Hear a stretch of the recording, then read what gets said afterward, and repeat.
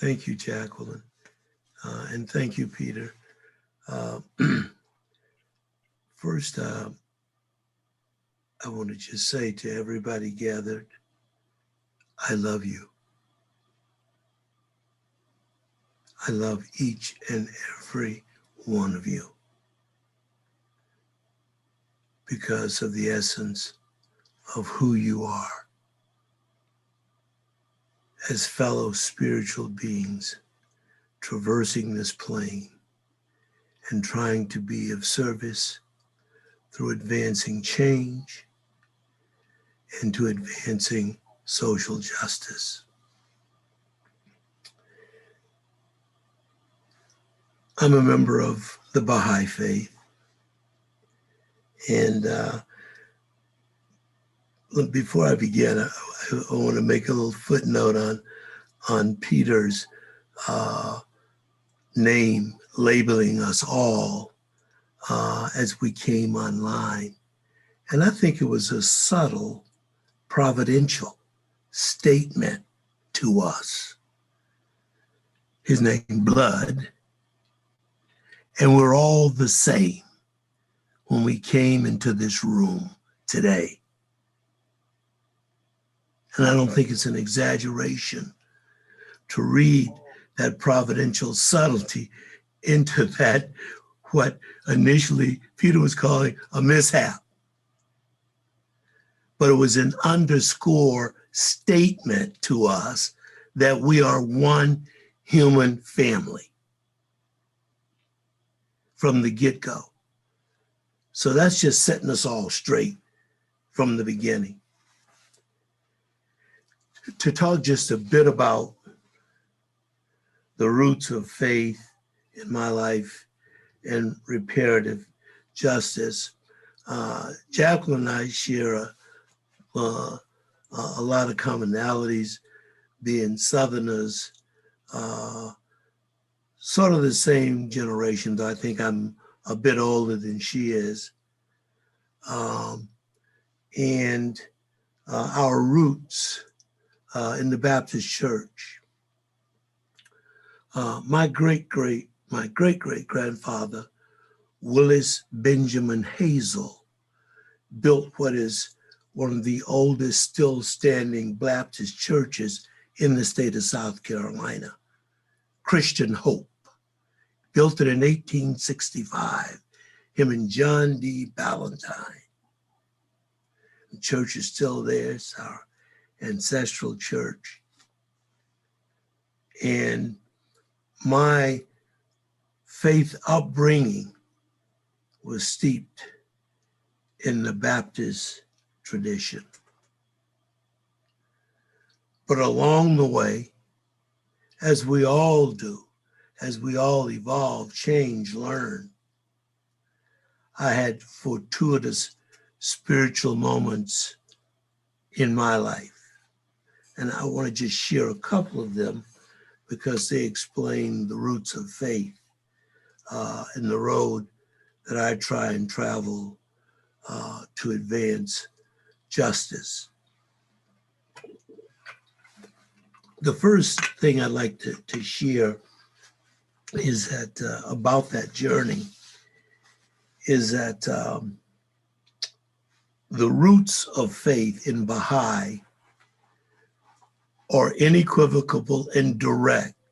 There ain't no shade of anything other than the central principle, the principle around which the founder of this faith says all other principles evolve. And any of you who are familiar with Baha'i, you know, there are these beautiful social principles, establishment of universal language, the eliminations of extremes of poverty, on and on and on. But the central principle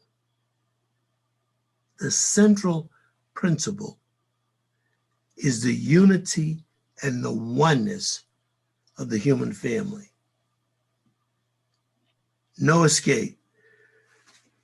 That for me automatically catapulted me to a place at the table. the founder of my faith, says, Smitty, you got a bona fide place at the table. Don't care what the history was, who did what, who, when, that you have a place at the table. And that is the driving force.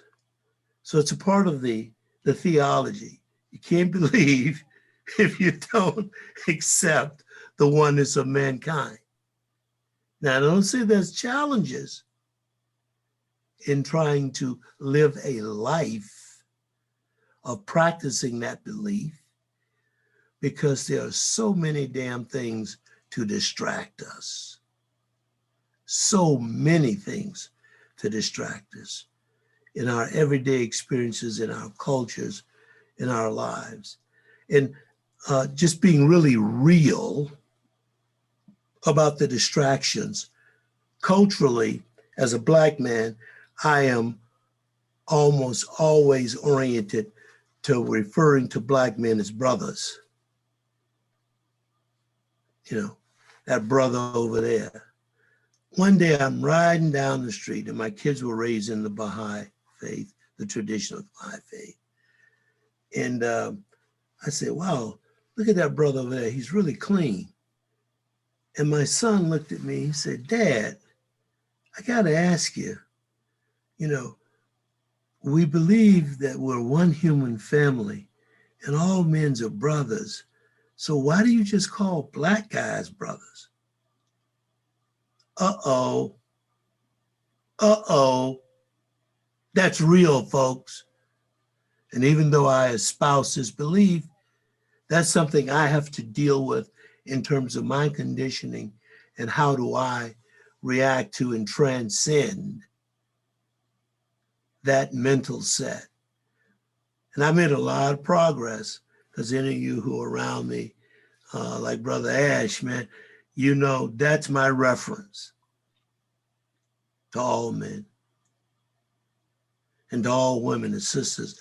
And by the way, on a woman, I saw your name up there, and I said, my heart pounded with joy. So good to see you, sister. I just, I had to give you that shout out. But let me just say, contextually, in terms of this faith roots of reparative justice, the first ingredient for me is a directive. So I have the big picture now. We're one human family. So what's my operational motives? How do I get into trying to realize that with all the distractions and all the reasons on a day-to-day basis to hate folks? I mean, when you see the cruelty of what people are doing to other people, you have to really dig deep to keep hate out of your heart. But one of the first admonishments in my faith tradition, Baha'u'llah addresses our community, and Baha'u'llah is the founder of the Baha'i faith, says, O son of spirit,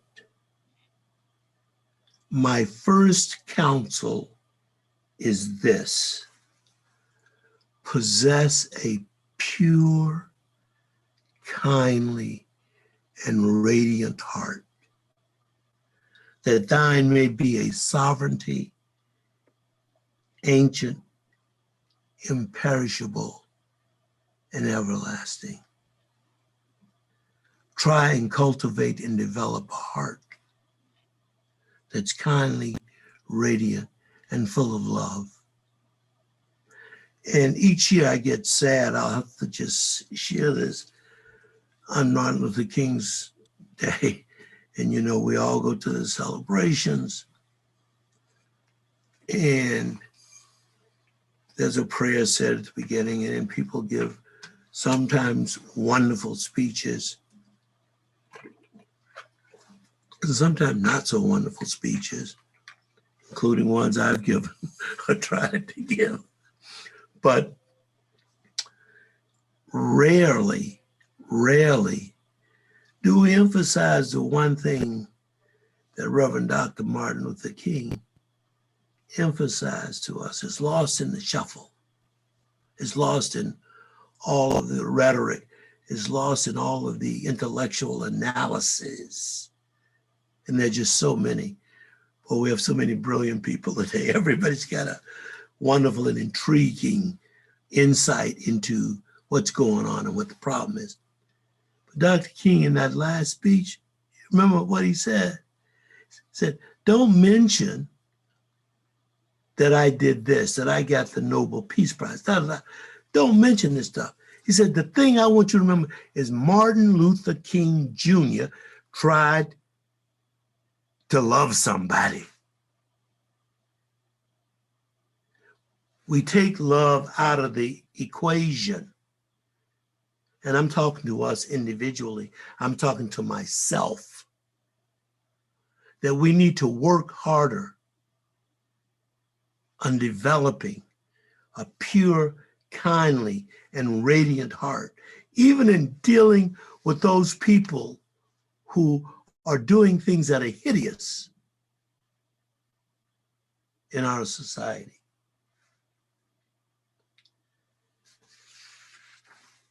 Then the second admonishment to us, which speaks really to the place in the faith tradition of Baha'i, is the second admonishment, this directive that Baha'u'llah gives to us. It says, O son of spirit, the best beloved of all things in my sight is justice. Turn not away therefrom, if thou desirest me, and neglect it not, that I may confide in thee. By its aid, thou shalt see with thine own eyes, and not through the eyes of thy neighbor. Now, friends, this is powerful stuff. The most best beloved things in the sight of God is justice. And through it, we can see with our own eyes, and through our own knowledge, and not through the knowledge of thy neighbor. Ponder this in thy heart, how it behooveth to be. Verily, justice is my gift to thee, and the sign of my loving kindness. Set it then before thine eyes. So this is my pursuit out of faith and spiritual tradition. The root by which I came to realize this, when I was a kid at Springfield Baptist Church, which is in Greenville, South Carolina, every Sunday, because we lived in the city, and Ware Shoals, where Christian Hope is back down in yonder, Jackie. Back down in the country, as we say. Every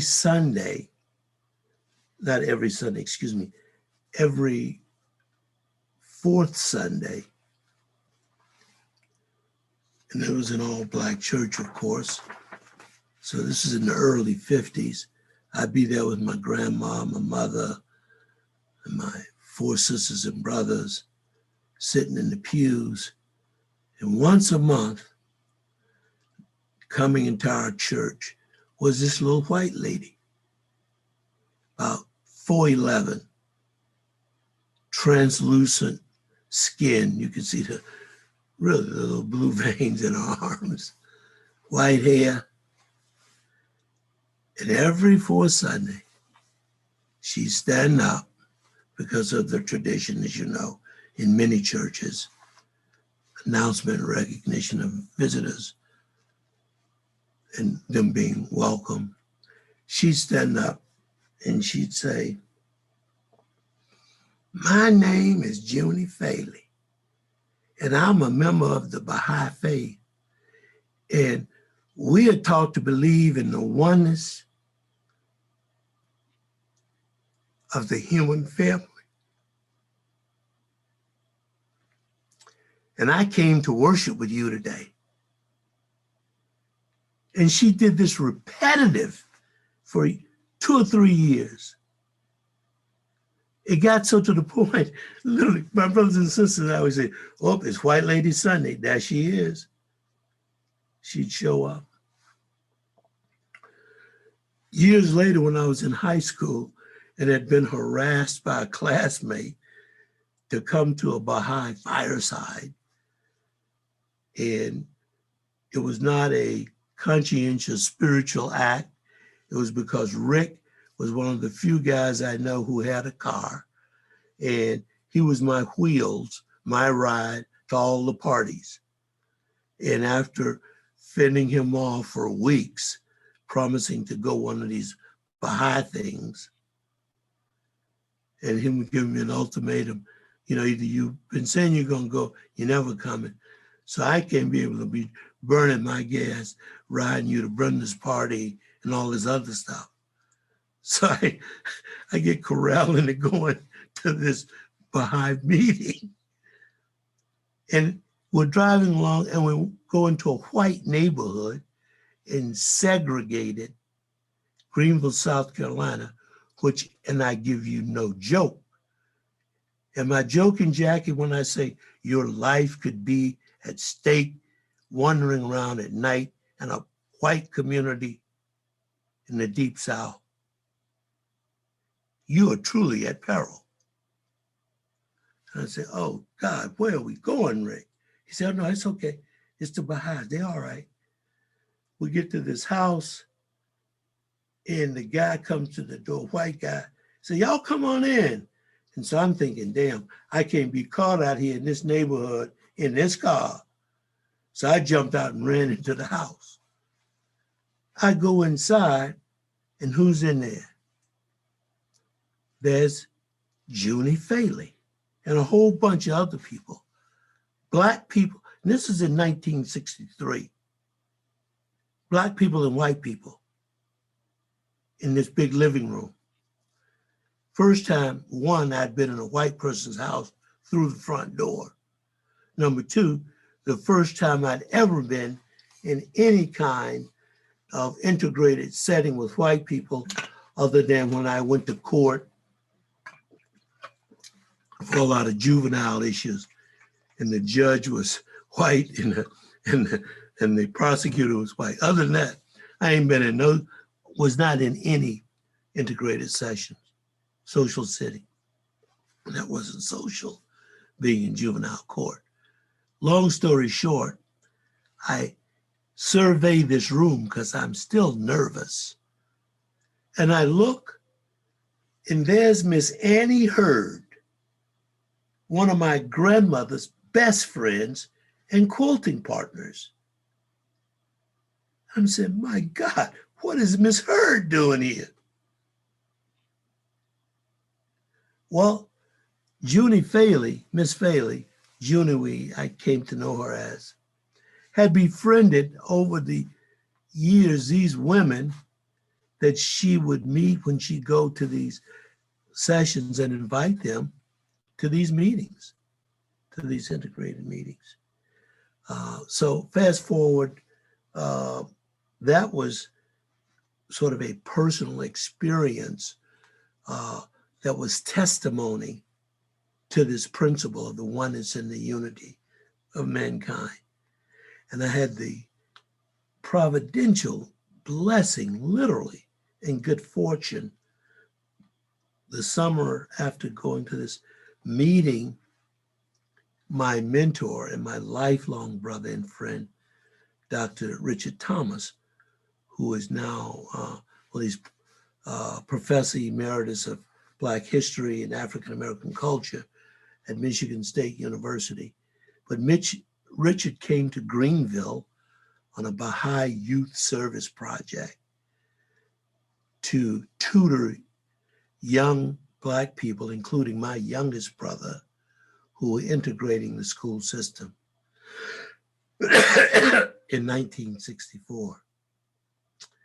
And Richard would hold forth these sessions on Black history, which I had never heard of. And I was like, what? What is?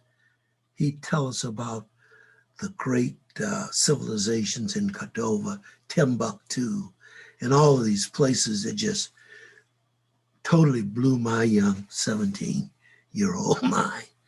But anyway, I became an adherent to the faith, Baha'i faith, and then set on a path,